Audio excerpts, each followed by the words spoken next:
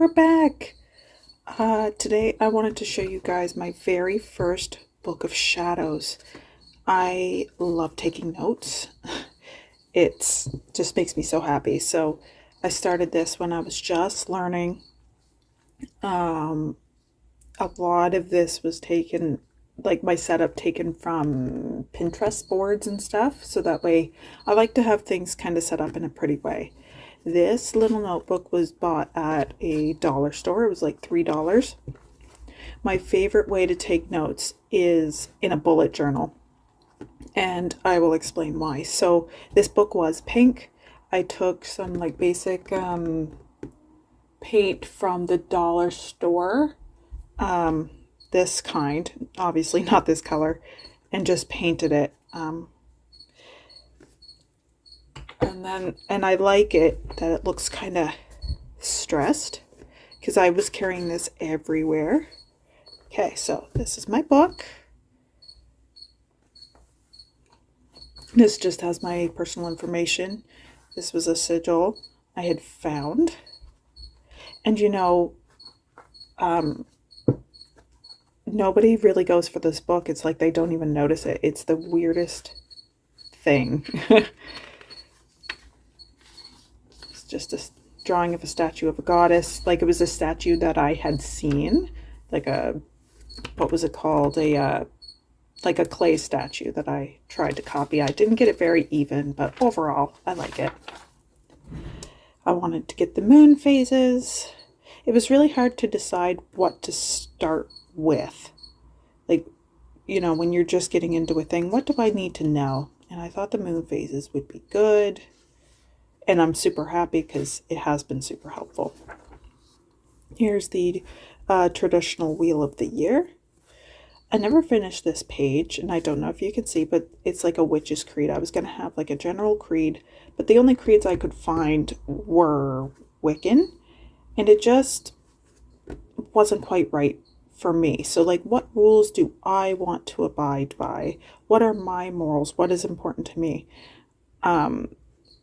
I like the overall idea of harm none, but there are some people, and maybe this is a hot take, but how do I put this nicely? There are some people that maybe deserve not a wonderful spell cast on them, And then what was the other one? So I do want to talk about like intent on this page, stuff like that. Then I decided to do the holidays. I love finding reasons to celebrate in the wheel of the year that I want to create for my own practice. Like you can tailor it to yourself if something doesn't suit. I would like to have a holiday every month. So Samhain, just some, and again, I got these off of Pinterest, just these little ideas of things that I could do to make the holidays a little special. I changed them a little bit because, like it says, plant your garden. Here in Canada, in the area of Canada that I live in, everything is still frozen. There's still like 2 feet of snow. Don't be planting stuff. I had done this before I looked. Like the only sign of spring you're really going to see is the days are, no, the days are starting to get longer, but the time doesn't jump forward until March. So I just put this now. Generally, March, there's still snow here. So spring cleaning, decorating eggs, Beltane. Now, this might be an okay. Now, see, even the 1st of May, your plants are going to get destroyed by frost.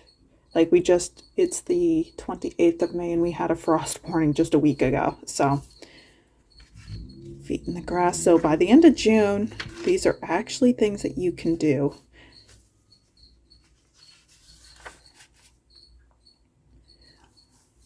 I want to learn how to do this.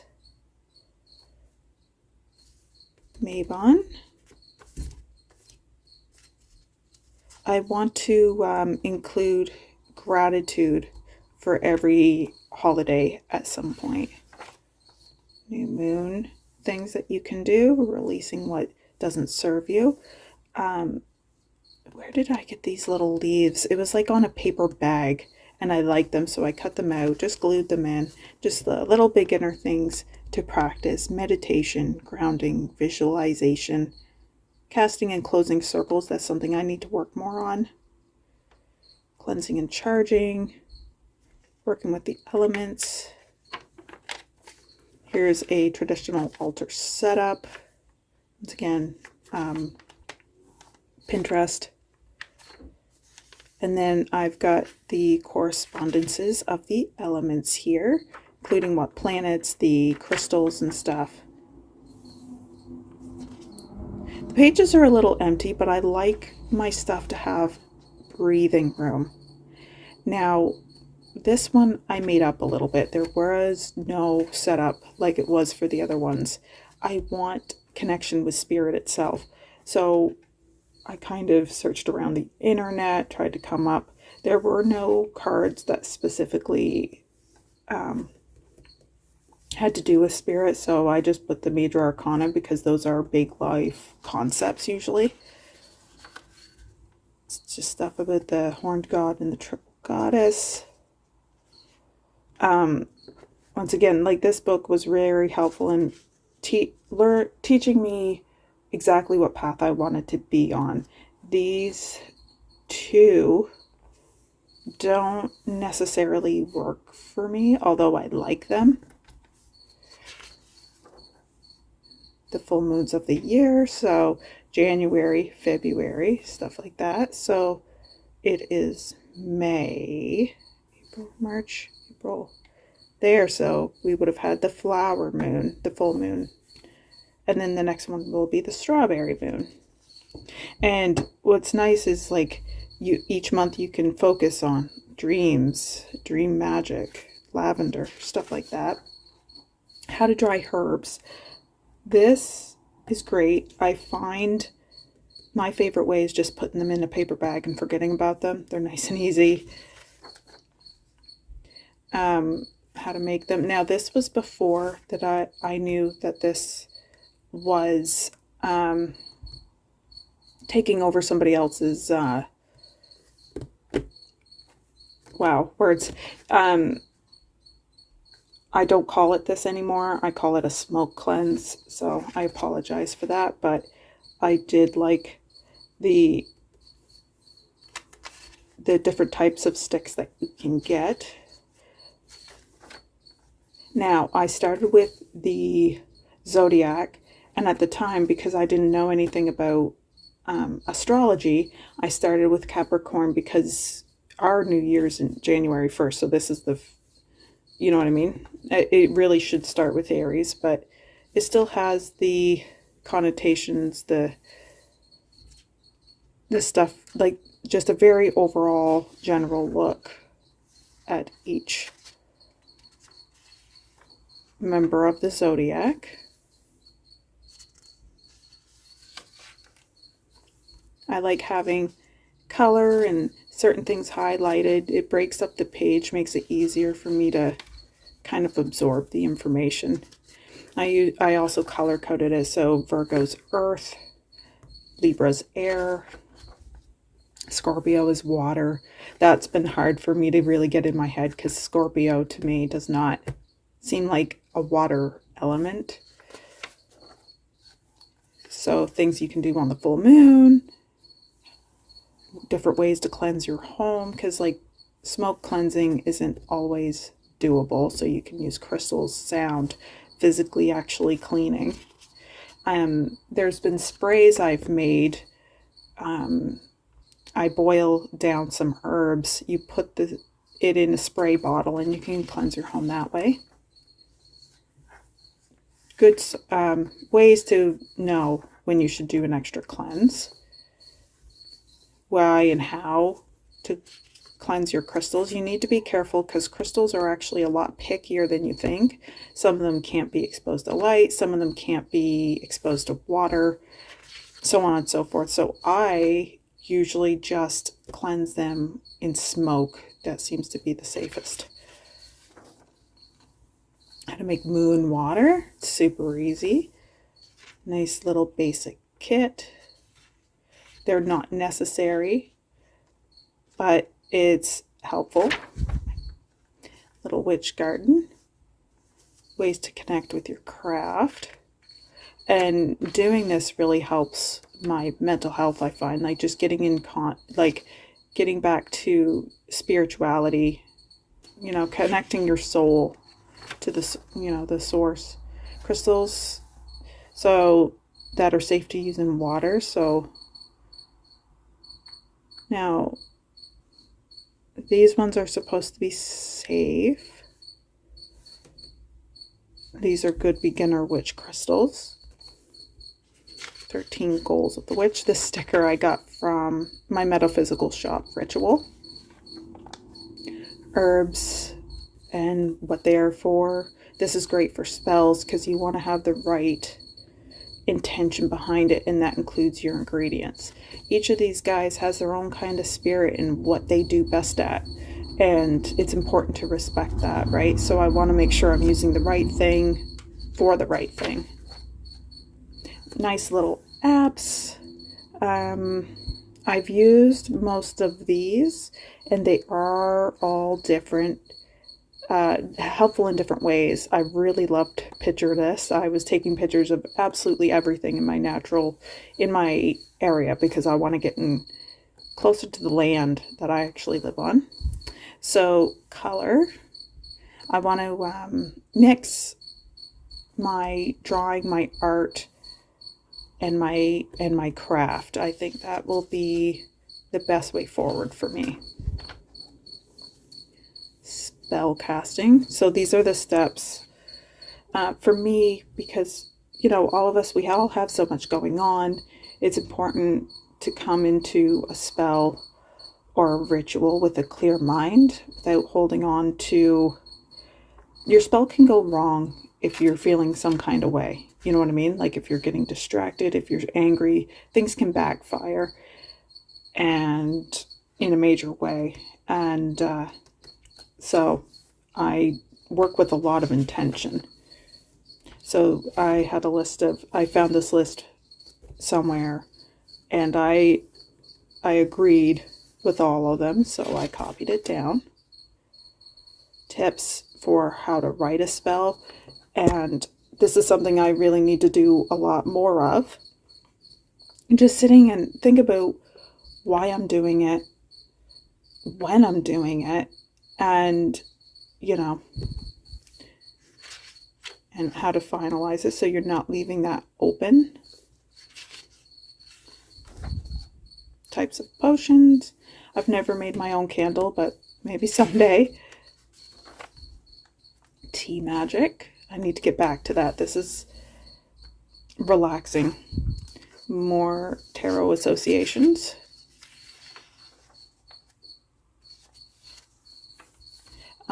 Casting a circle. General rules. Days of the week, witchcraft, and I didn't realize at this time, but this really helps with my astrology practice and horary astrology, sorry. Cleansing prayers, room cleansing. Here's a spray that I've made.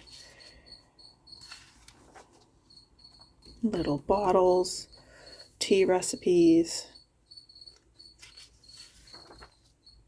These are little spell jars. Rules for manifestation, tips for reading. Going into readings with the right mindset also helps. I copied down this bedtime prayer. Sorry for the word again, but like a cleansing prayer. Associations, quick associations for the significators. More tea magic. I really like these 2 pages. They're bright and colorful. They're all taken from Pinterest, and at the time I wasn't stating where my source was, but especially this, I loved it. It's good to keep in mind. So I copied that down. my runes. I need to get back to that. I haven't been studying them.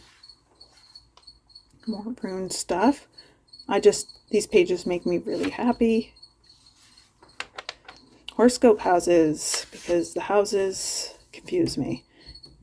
And next time we'll sit together and we'll talk about some astrology, because I have completely fallen in love with this practice.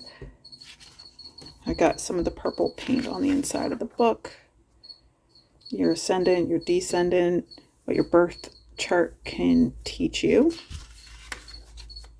So this was not on Pinterest.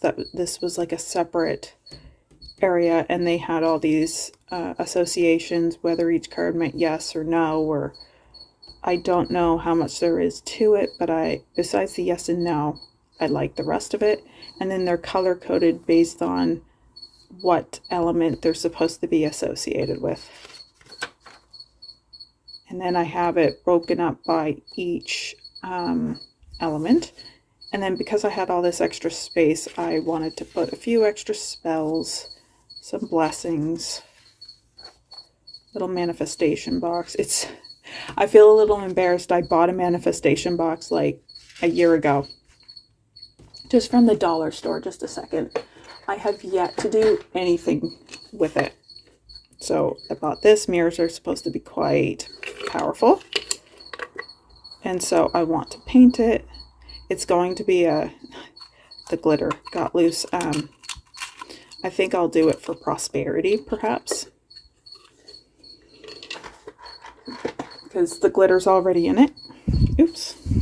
Now I'll have glitter on me forever. The wands, the timings, certain tricks for tarot. I saw this, loved it, had to copy it down. I did trace it onto tracing paper and then got it into my book because it was so gorgeous, and I knew I wouldn't be able to do the circle and stuff without the extra help. Some salves and some herbs again, but this is more for, stress relief, swelling, acne, as opposed to intentions. These honey cakes are really good. They're a little grainy in the mouth, but they're tasty, and I loved having it last year. This is something I still need to do. Baking bread kind of frightens me. I saw this now. In the original, it was a woman, I think, in a kimono, but where the stag was there, I wanted the triple goddess as well, so I decided to put her in her mother, visibly mother phase, and I think a pregnant woman is just gorgeous. So I haven't worked too much with sigils. Now, this book was my discovery phase, trying to figure out exactly where I wanted to go. I would like to get back to this because I have been studying candle magic, so more different ways to draw sigils, some numerology,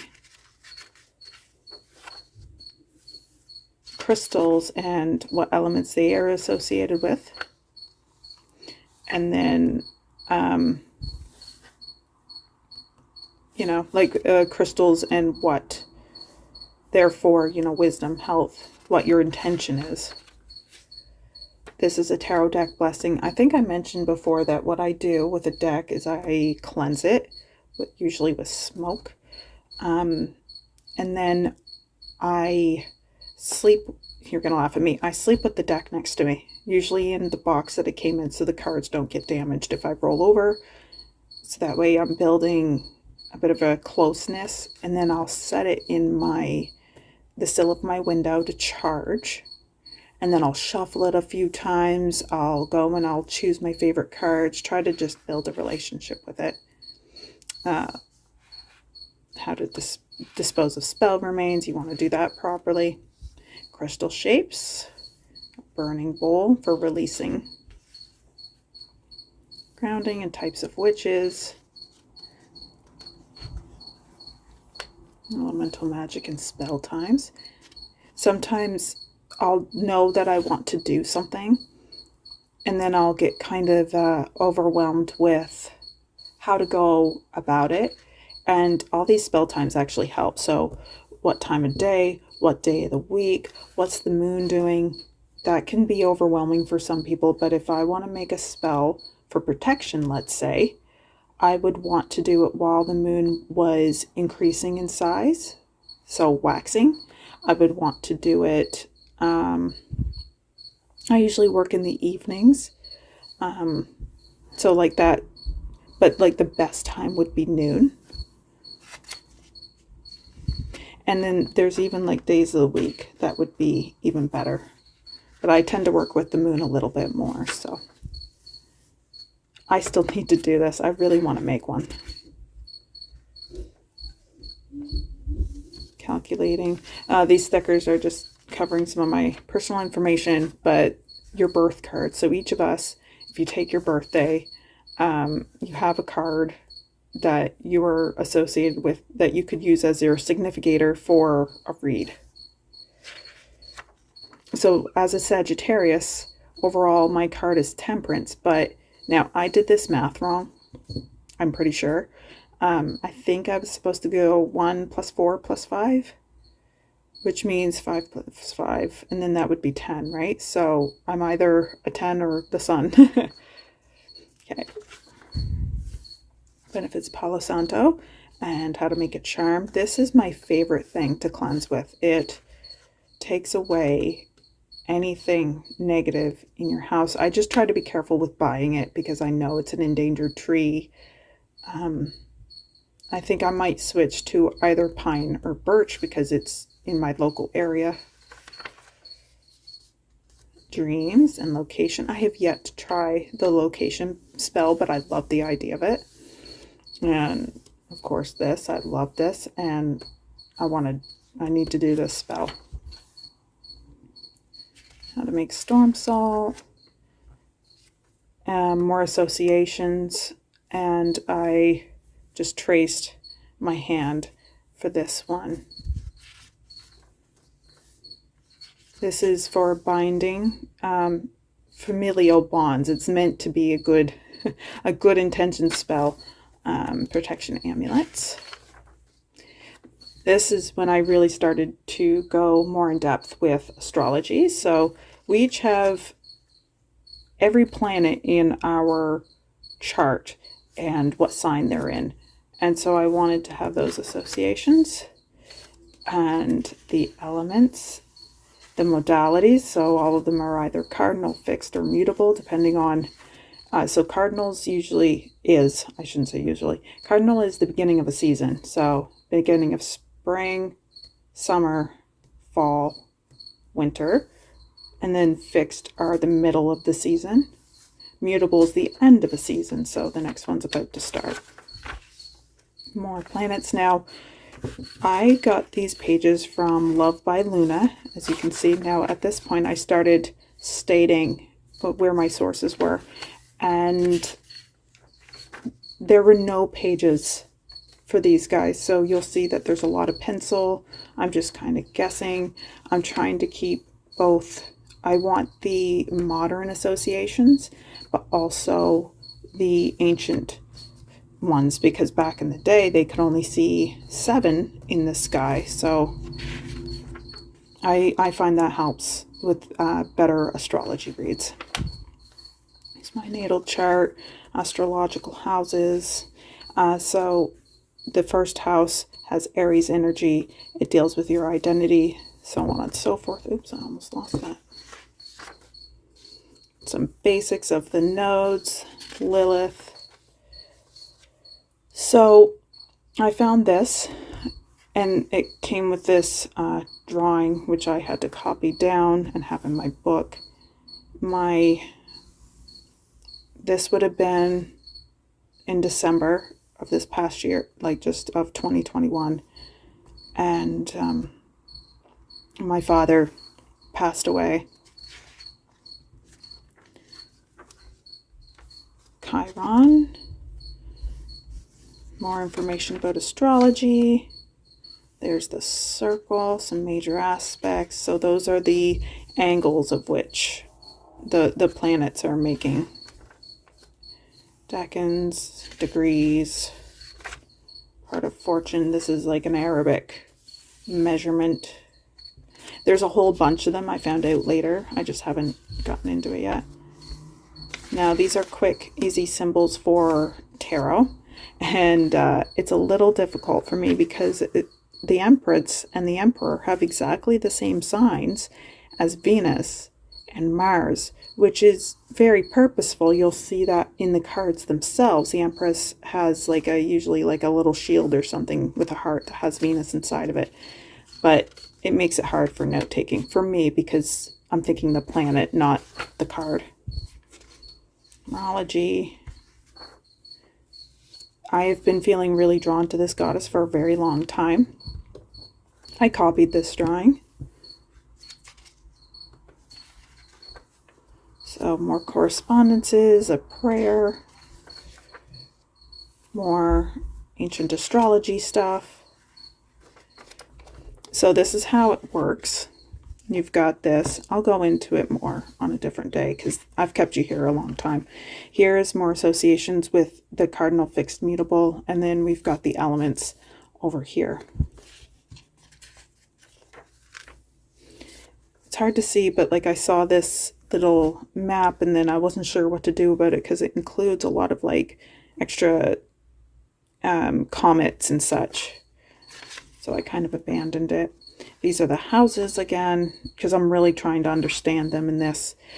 So I have, I think, and then here, you know, the planets are the what, the signs are how. So Mercury is communication. The sign Mercury is in, if it's in Aries, for example, you would communicate in an Aries kind of way. And then the house that it's placed in, if it's placed in the third house to cheat, the third house is about communication. Or even the fourth house, which is about your foundation, your family, where you come from. So Mercury in Aries, in your fourth house, would be communication in kind of a stubborn way in your foundations.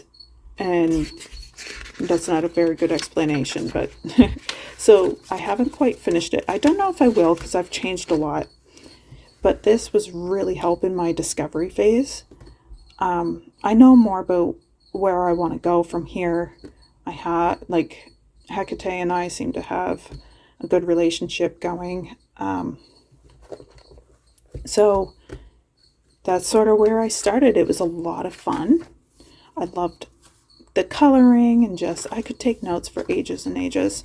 So if you're trying to work out where you're at, I highly recommend just trying the same thing, figuring it out, because like it's through study that we find out where we're at, right? Thank you for hanging out with me today. I really appreciate it. You guys have been watching my videos, and it's really cool seeing some of you like with the same interests and stuff, and that's exciting. So thanks, and I'll see you again soon. Bye.